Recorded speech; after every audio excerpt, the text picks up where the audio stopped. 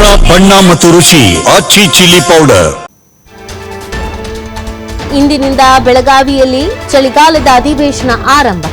ಈ ಬಾರಿಯಾದ್ರೂ ಉತ್ತರದ ಜನರ ನಿರೀಕ್ಷೆಗಳು ಈಡೇರುತ್ತಾ ಅನ್ನೋದು ಪ್ರಶ್ನೆ. ಮಹದಾಯಿ ಯೋಜನೆ ಬಗ್ಗೆ ಪರಿಹಾರವನ್ನ ಕಂಡುಕೊಳ್ತಾರಾ? ಸಂಕಷ್ಟದಲ್ಲಿ ಸಿಲುಕಿರುವ ಕಬ್ಬು ಬೆಳೆಯುವ ಬೆಳೆಗಾರರು ಕಬ್ಬಿಗೆ ಸೂಕ್ತ ಬೆಲೆ ನಿಗದಿ ಮಾಡುವ ತೀರ್ಮಾನ ತೆಗೆದುಕೊಳ್ಳುತ್ತಾ? ಇತ್ತೀಚೆಗೆ ಸಕ್ಕರೆ ಕಾರ್ಖಾನೆ ಮಾಲೀಕರ ವಿರುದ್ಧ ರೈತರ ಪ್ರತಿಭಟನೆ. ಉತ್ತರ ಕರ್ನಾಟಕ ಭಾಗದಲ್ಲಿ ಕೈಗಾರಿಕೆಗಳಿಗೆ ಅವಕಾಶ ಸಿಗುತ್ತಾ? ಈ ಭಾಗದ ಜನರು ಪಕ್ಕದ ರಾಜ್ಯಗಳಿಗೆ ಗುಳೆ ಹೋಗದಂತೆ ತಡೆಯುತ್ತಾ? ಹೊಸ ಕೈಗಾರಿಕೆಗಳನ್ನ ಈ ಭಾಗಕ್ಕೆ ಕೊಡುವ ಪ್ರಯತ್ನ ಆಗತ್ತಾ? ಈಗಾಗಲೇ ಪ್ರತ್ಯೇಕ ಉತ್ತರ ಕರ್ನಾಟಕಕ್ಕೆ ಬೇಡಿಕೆ ಇಟ್ಟಿರುವಂತ ರಾಜು ಕಾಗೆ. ಹಾಗಾಗಿ ಅಭಿವೃದ್ಧಿ ವಿಚಾರಗಳ ಕಡೆ ಸದನದಲ್ಲಿ ಸ್ಪಷ್ಟತೆ ಸಿಗುತ್ತಾ ಅನ್ನೋ ಪ್ರಶ್ನೆ ಕುತೂಹಲ ಮೂಡಿಸ್ತಾ ಇದೆ. ಈ ಬಾರಿಯ ಚಳಿಗಾಲದ ಸದನ ಕದನ. ಉತ್ತರ ಕರ್ನಾಟಕದ ಭಾಗದಲ್ಲಿ ಒಂದಷ್ಟು ಸಮಸ್ಯೆಗಳಿಗಿದೆ. ಬೆಳಗಾವಿಯಲ್ಲಿ ಯಾಕೆ ಚಳಿಗಾಲದ ಅಧಿವೇಶನ ಹೈಲೈಟ್ ಆಗುತ್ತೆ ಅಂತಂದ್ರೆ, ಆ ಭಾಗದ ಬಗ್ಗೆ ಹೆಚ್ಚಿನ ಫೋಕಸ್ ಆಗಲಿ, ಆ ಭಾಗದ ಜನರ ಸಮಸ್ಯೆಗಳು ಏನಿದೆ ಅದಕ್ಕೆ ಒಂದು ಶಾಶ್ವತ ಪರಿಹಾರ ಸಿಗ್ಲಿ, ಅಲ್ಲೇ ಅಧಿವೇಶನ ನಡೆಯೋದ್ರಿಂದ ಆ ಭಾಗದ ಸಮಸ್ಯೆಗಳು ಚರ್ಚೆಗೆ ಬರುತ್ತೆ ಅನ್ನೋದೊಂದು ನಿರೀಕ್ಷೆ.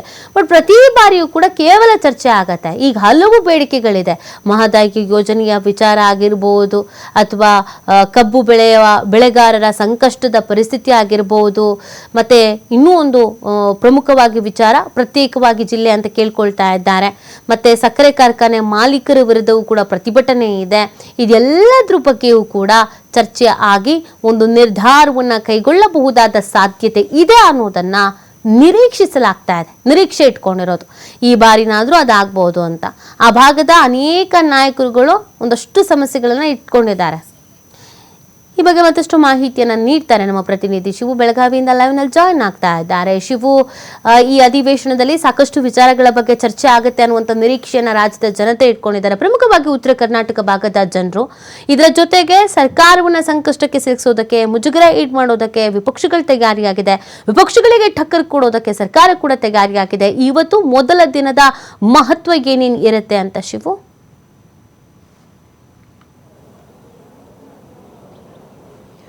ರೀತಿ ಇವತ್ತಿನಿಂದ 19ರವರೆಗೆ 10 ದಿನಗಳ ಕಾಲ ಬೆಳಗಾವಿಯ ಸುವರ್ಣಸೌಧದಲ್ಲಿ ವಿಧಾನಮಂಡಲ ಅಧಿವೇಶನ ನಡೀತಾ ಇದೆ. ಈ ಭಾಗದಲ್ಲಿ ಬೆಳಗಾವಿ ಸದನದಲ್ಲಿ ಯಾಕೆ ಕಲಾಪವನ್ನು ಕರೀತಾರೆ ಅಂದರೆ, ಈ ಭಾಗದ ಉತ್ತರ ಕರ್ನಾಟಕ ಭಾಗದ ಜ್ವಲಂತ ಸಮಸ್ಯೆಗಳ ಬಗ್ಗೆ ಚರ್ಚೆಯಾಗಬೇಕು. ಅದಕ್ಕೆ ಪ್ರತಿಪಕ್ಷಗಳು ಸರಿಯಾದಂಥ ಸಹಕಾರವನ್ನು ಕೊಡಬೇಕು, ಮತ್ತು ಸರ್ಕಾರಕ್ಕೆ ತಿದ್ದಿ ಬುದ್ಧಿಯನ್ನು ಹೇಳಬೇಕು, ಸಲಹೆಗಳನ್ನು ಕೊಡಬೇಕು. ಆನಂತರ ಸರ್ಕಾರ ಹೌದು ನಾವು ಈ ಕಾರ್ಯಕ್ರಮವನ್ನು ಮಾಡಬೇಕು, ಈ ಭಾಗದಲ್ಲಿ ಇಂತಹ ಸಮಸ್ಯೆ ಇದೆ, ಇದನ್ನು ಪರಿಹರಿಸುವಂಥ ಒಂದು ಕೆಲಸವನ್ನು ನಾವು ಮಾಡಬೇಕು ಅನ್ನುವಂಥ ಎಚ್ಚೆತ್ತುಕೊಂಡು ಆ ಪರಿಹಾರವನ್ನು ಕಂಡುಕೊಳ್ಳೋದಕ್ಕೆ ಈ ಸದನ ನಡೆಯುತ್ತೆ. ಬೆಂಗಳೂರಿನಲ್ಲಿ ನಡೆದರೂ ಕೂಡ ಅದೇ ವಿಚಾರ, ಬೆಳಗಾವಿಯಲ್ಲಿ ನಡೆದರೂ ಕೂಡ ಈ ಸಮಸ್ಯೆಗಳಿಗೆ ಪರಿಹಾರವನ್ನು ಕಂಡುಕೊಳ್ಳೋದಕ್ಕೆ ಚರ್ಚೆಗಳಾಗಬೇಕಾಗತ್ತೆ. ಆದರೆ ಎಲ್ಲೋ ಒಂದು ಕಡೆ ಸದನದಲ್ಲಿ ಕಲಾಪಗಳು ಬೇರೆ ಕಡೆ ಹೊರಟೋಗ್ಬಿಡುತ್ತೆ. ಇಲ್ಲಿ ಉತ್ತರ ಕರ್ನಾಟಕ ಭಾಗದಲ್ಲಿ ಸಾಕಷ್ಟು ಜನರ ನಿರೀಕ್ಷೆ ಕೂಡ ಇದೆ. ಪದೇ ಪದೇ ವರ್ಷಕ್ಕೊಮ್ಮೆ ಇಲ್ಲಿ ಚಳಿಗಾಲದ ಅಧಿವೇಶನ ಆಗತ್ತೆ. ಈ ಭಾಗದ ಸಮಸ್ಯೆಗಳ ಬಗ್ಗೆ ಬೆಳಕನ್ನು ಚೆಲ್ತಾರೆ. ನಾವು ಗುಳೆ ಹೋಗೋದು ತಪ್ಪತ್ತೆ, ಬೇರೆ ರಾಜ್ಯಗಳಿಗೆ ಕೆಲಸವನ್ನು ಹುಡುಕಿ ನಮ್ಮ ಭಾಗದ ಮಕ್ಕಳಿಗೆ ಉತ್ತಮವಾದಂಥ ಶಿಕ್ಷಣವನ್ನು ಸರ್ಕಾರ ಕೊಡುತ್ತೆ, ಇಲ್ಲಿ ಉದ್ಯೋಗ ಸೃಷ್ಟಿಯನ್ನು ಮಾಡುತ್ತೆ, ಕೈಗಾರಿಕೆಗಳನ್ನು ನಮ್ಮ ಪ್ರದೇಶಗಳಿಗೆ ನೀಡುತ್ತೆ. ಹಾಗಾಗಿ ನಮಗೆ ಉದ್ಯೋಗಾವಕಾಶ ಸಿಗತ್ತೆ. ಮಳೆ ಇಲ್ಲದಿದ್ರೂ ಕೂಡ ನಾವು ಉದ್ಯೋಗವನ್ನು ಪಡಿಬಹುದು. ಶಿಕ್ಷಣ ಪಡೆದ್ರೆ ನಮ್ಮ ಮಕ್ಕಳು ಕೂಡ ಬೇರೆಯವರಂತೆ ಅಧಿಕಾರಿಗಳಾಗ್ತಾರೆ, ಪೊಲೀಸರಾಗ್ತಾರೆ, ವಕೀಲರಾಗ್ತಾರೆ. ಈ ರೀತಿಯಾದಂಥ ಒಂದು ಆಸೆಗಳನ್ನು ಈ ಭಾಗದ ಜನ ಇಟ್ಕೊಂಡಿರ್ತಾರೆ. ಅದಕ್ಕಾಗಿ ಪ್ರತಿಪಕ್ಷಗಳು ಕೂಡ ಇಂಥ ವಿಚಾರಗಳನ್ನು ಇಟ್ಟುಕೊಂಡು ಅಲ್ಲಿ ಸದನದಲ್ಲಿ ಗಮನವನ್ನು ಸೆಳೆಬೇಕಾಗತ್ತೆ. ಸರ್ಕಾರದ ಗಮನವನ್ನು ಸೆಳೆದು ಸರ್ಕಾರದ ಮೇಲೆ ಒತ್ತಡವನ್ನು ಕ್ರಿಯೇಟ್ ಮಾಡಬೇಕಾಗತ್ತೆ.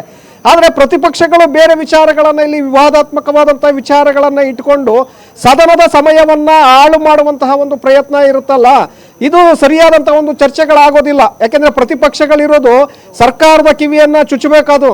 ಈ ರೀತಿಯಾಗಿ ನೀವು ತಪ್ಪು ಮಾಡ್ತಾ ಇದ್ದೀರಿ, ಇಲ್ಲಿ ಸರಿಯಾಗಿ ಹೆಜ್ಜೆಯನ್ನು ಇಡಿ, ಇಂಥ ಸಮಸ್ಯೆಗಳಿದೆ, ಇದನ್ನು ಪರಿಹರಿಸಿ ಅಂತೇಳಿ ಅವರು ಚುಚ್ಚಬೇಕು ಪದೇ ಪದೇ.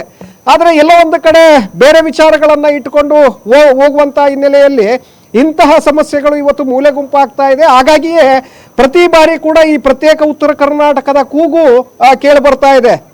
ಹಿಂದೆ ಕತ್ತಿ ಅವರಿದ್ದಂಥ ಸಂದರ್ಭದಲ್ಲೂ ಕೂಡ ಇದೇ ರೀತಿಯಾಗಿ ಕೇಳಿ ಬರ್ತಾ ಇತ್ತು. ಈಗ ರಾಜು ಕಾಗೆ ಅವರು ಪ್ರತ್ಯೇಕ ಉತ್ತರ ಕರ್ನಾಟಕದ ಬೇಡಿಕೆಯನ್ನು ಇಡ್ತಾರೆ. ಕಾರಣ ಈ ಭಾಗವನ್ನು ಸಂಪೂರ್ಣವಾಗಿ ನಿರ್ಲಕ್ಷ್ಯವನ್ನು ಮಾಡಲಾಗತ್ತೆ. ಇಲ್ಲಿ ಯಾವುದೇ ಅಭಿವೃದ್ಧಿ ಯೋಜನೆಗಳನ್ನು ಮಾಡೋದಿಲ್ಲ, ನೀರಾವರಿಗೆ ಸರಿಯಾದಂಥ ಅನುದಾನವನ್ನು ಕೊಡೋದಿಲ್ಲ, ಉದ್ಯೋಗ ಸೃಷ್ಟಿಯನ್ನು ಮಾಡೋದಿಲ್ಲ, ನಮ್ಮ ಭಾಗಕ್ಕೆ ಕೈಗಾರಿಕೆಗಳನ್ನು ಕೊಡೋದಿಲ್ಲ, ಉತ್ತಮವಾದಂಥ ಸಾರಿಗೆ ವ್ಯವಸ್ಥೆಯನ್ನು ಮಾಡೋದಿಲ್ಲ, ಮೂಲಸೌಕರ್ಯಗಳಲ್ಲಿ ಸಂಪೂರ್ಣವಾಗಿ ಸರ್ಕಾರ ಒಂದು ಕಡೆ ಹಿಂದೇಟನ್ನು ಹಾಕತ್ತೆ. ಗ್ರಾಮೀಣ ಭಾಗದಲ್ಲಿ ಸರಿಯಾಗಿ ಕುಡಿಯೋ ನೀರು ಇರೋದಿಲ್ಲ, ರಸ್ತೆಗಳ ಸಂಪರ್ಕ ಇರೋದಿಲ್ಲ, ಚರಂಡಿಗಳಿಲ್ಲ, ಶಾಲಾ ಕಟ್ಟಡಗಳ ನವೀಕರಣ ಇಲ್ಲ, ಶಿಥಿಲಾವಸ್ಥೆಯಲ್ಲಿ ಇವೆ. ಇವತ್ತು ಬಾಡಿಗೆ ಕಟ್ಟಡಗಳಲ್ಲಿ ನಡಿಬೇಕಾಗತ್ತೆ. ಸರಿಯಾದಂಥ ಆಸ್ಪತ್ರೆ ವ್ಯವಸ್ಥೆ ಇವತ್ತು ನಮಗೆ ಎಲ್ಲ, ಆಸ್ಪತ್ರೆಗಳಿದ್ರೂ ಕೂಡ ಅದಕ್ಕೆ ಸರಿಯಾದಂಥ ಔಷಧೋಪಚಾರಗಳು ಸರಿಯಾಗಿ ನಡೀತಾ ಇಲ್ಲ. ವೈದ್ಯರ ಕೊರತೆ ಇದೆ, ಶಿಕ್ಷಕರ ಕೊರತೆ ಇದೆ, ಕಬ್ಬು ಬೆಳೆಗಾರರ ಸಮಸ್ಯೆ ಇದೆ. ಈ ಸಮಸ್ಯೆಗಳನ್ನು ಸರ್ಕಾರ ಪರಿಹರಿಸಲಿ ಅಂತೇಳಿ ಬಹಳಷ್ಟು ನಿರೀಕ್ಷೆಯನ್ನು ಇಟ್ಕೊಂಡಿರ್ತಾರೆ.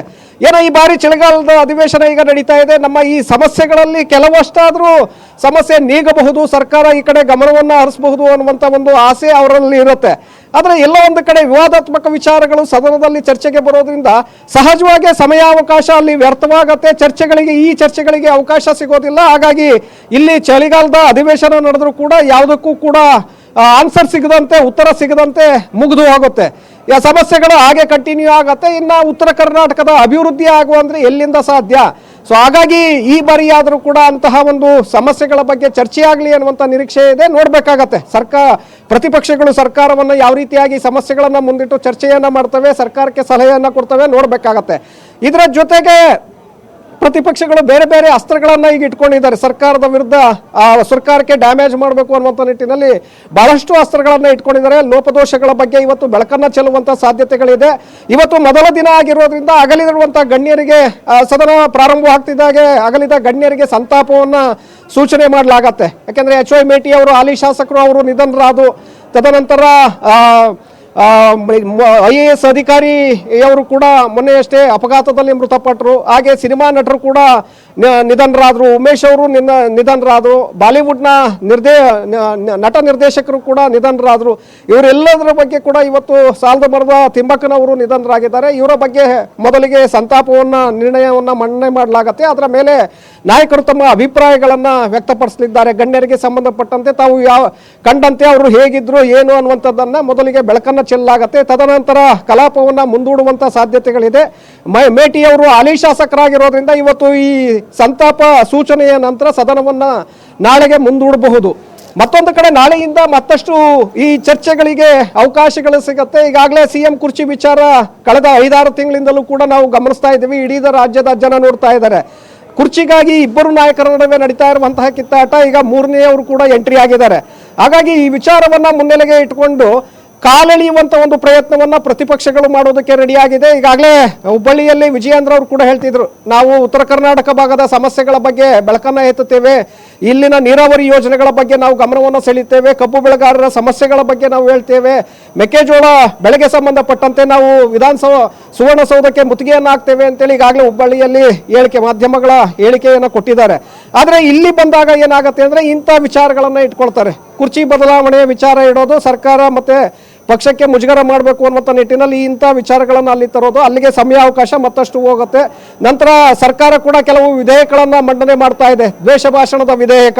ಸೊ ಯಾರು ಏಟ್ ಸ್ಪೀಚನ್ನು ಮಾಡ್ತಾರೆ ಅಂಥವ್ರಿಗೆ ಕಡಿವಾಣವನ್ನು ಹಾಕಬೇಕು ಅಂತೇಳಿ ಮೊನ್ನೆ ಕಳೆದ ಸಂಪುಟ ಸಭೆಯಲ್ಲಿ ಅದನ್ನು ಒಪ್ಪಿಗೆ ನೀಡಲಾಗಿತ್ತು. ಇವತ್ತು ಸದನದಲ್ಲೂ ಕೂಡ ಅದನ್ನು ಮಂಡನೆ ಮಾಡಲಾಗತ್ತೆ. ಆ ಸಂದರ್ಭದಲ್ಲಿ ಚರ್ಚೆಗಳಾಗತ್ತೆ. ಇದಕ್ಕೆ ಪ್ರಬಲವಾಗಿ BJP ಪಕ್ಷ ವಿರೋಧವನ್ನು ವ್ಯಕ್ತಪಡಿಸುವಂಥ ಸಾಧ್ಯತೆಗಳಿದೆ. ಹಾಗೆ ಜಾನುವಾರು ಪ್ರತಿಬಂಧಕ ಕಾಯ್ದೆ, ಗೋಹತ್ಯೆ ನಿಷೇಧ ವಿಧೇಯಕ ಏನಿತ್ತು ಅದನ್ನು ಸ್ವಲ್ಪ ಮಟ್ಟಿಗೆ ಸರಳೀಕರಣ ಮಾಡುವಂಥ ಒಂದು ಪ್ರಯತ್ನವನ್ನು ಸರ್ಕಾರ ಕೈ ಹಾಕ್ತಾ ಇದೆ. ಒಂದು ವೇಳೆ ಏನಾದರೂ ಸರಳೀಕರಣ ಮಾಡುವಂಥ ಪ್ರಯತ್ನ ಮಾಡಿದ್ದೇ ಆದರೆ ಶಿಕ್ಷೆಯ ಪ್ರಮಾಣ ಇರ್ಬೋದು ಅಥವಾ ರಕ್ಷಣೆ ಕೊಡುವಂಥ ಪ್ರಮಾಣದಲ್ಲಿ ಏನಾದರೂ ಸರಳೀಕರಣ ಮಾಡಿದ್ದೇ ಆದರೆ ಅದನ್ನು ತೀವ್ರವಾಗಿ ವಿರೋಧ ಮಾಡೋದಕ್ಕೆ BJP ಕೂಡ ಈಗಾಗಲೇ ನಿರ್ಧಾರವನ್ನು ತೆಗೆದುಕೊಂಡಿದೆ. ಅದರ ಜೊತೆಗೆ ಮೆಕ್ಕೆಜೋಳದ ಬೆಳೆಗಾರರಿಗೆ ಖರೀದಿ ಕೇಂದ್ರಗಳನ್ನು ಪ್ರಾರಂಭ ಮಾಡ್ತಾ ಇಲ್ಲ ಅನ್ನುವಂತಹ ಆರೋಪಗಳಿದೆ. ಈ ವಿಚಾರದ ಬಗ್ಗೆ ಕೂಡ BJP ಸರ್ಕಾರದ ವಿರುದ್ಧ ಮುಗಿಬೀಳುವಂಥ ಸಾಧ್ಯತೆಗಳಿದೆ. ನೀತಿ